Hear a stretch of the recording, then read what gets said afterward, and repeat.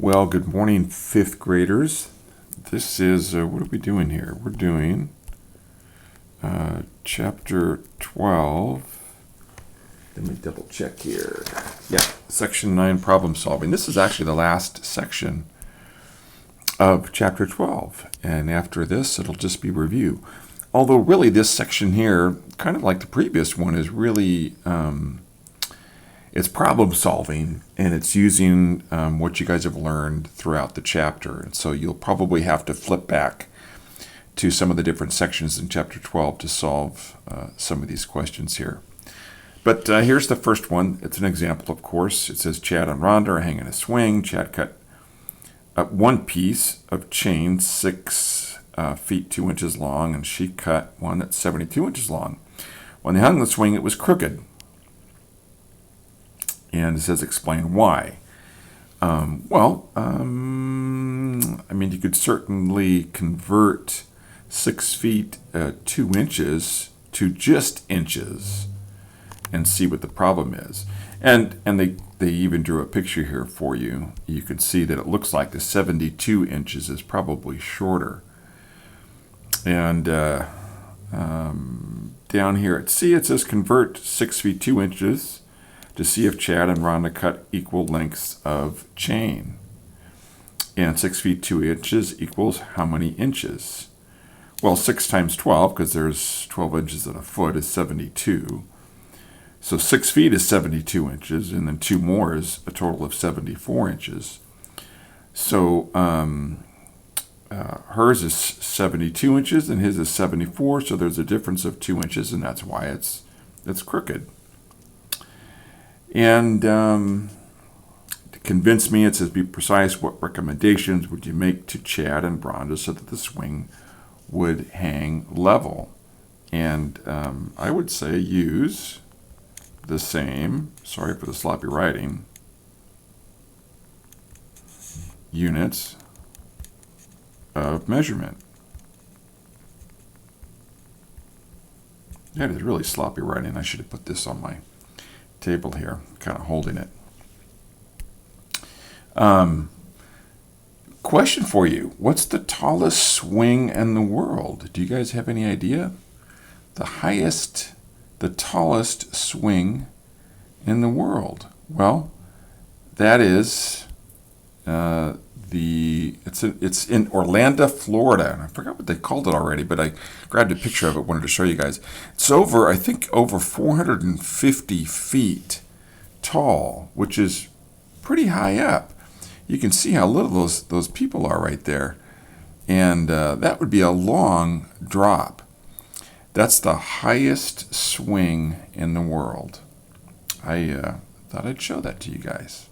All right. Guided practice. Let's see what we got going here. It says Mary needs a board 4 feet 8 inches long, and she cuts a board 56 inches long. It says what measurements are given? Well, 4 feet 8 inches and 56 inches. Are the units used for the same measurement? I'm sorry, are the same units used for each measurement? No. The answer is no, they're not, because one has feet and inches and the other one is just inches. So the answer is definitely no. And it says, explain how you can convert one of the measurements so that you both use the same unit. Well, I would, and I think you would probably do the same thing, is convert 4 feet 8 inches into just inches. And you guys should be able to do that.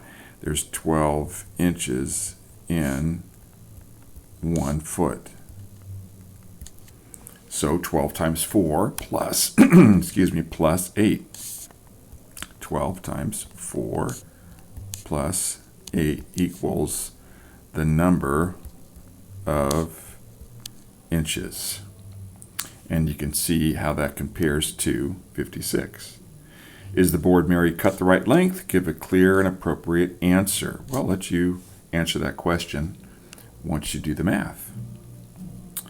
All right, independent practice. Sean is making meatloaf. He used the amount of ketchup shown in the measuring cup. So here's the measuring cup.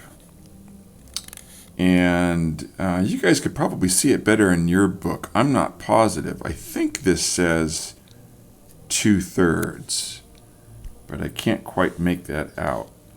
Are the units Sean used to measure the ketchup the same as those given in the recipe? So I see a half a cup of bread crumb. I see a pounds. So it's not looking like it's the same. So you guys are going to, again, have to go back to one of the sections. I'm not going to bother to look because you can do that yourself. And there is a section, I think, I just don't remember which one it was, that deals with the different measurements. And then it says, did Sean use the right amount of ketchup? Give a clear and appropriate answer. All right. It says 6 fluid ounces of ketchup. So you need to find out if 6 fluid ounces of ketchup is equivalent to 2/3 of a cup. All right. Let's see here.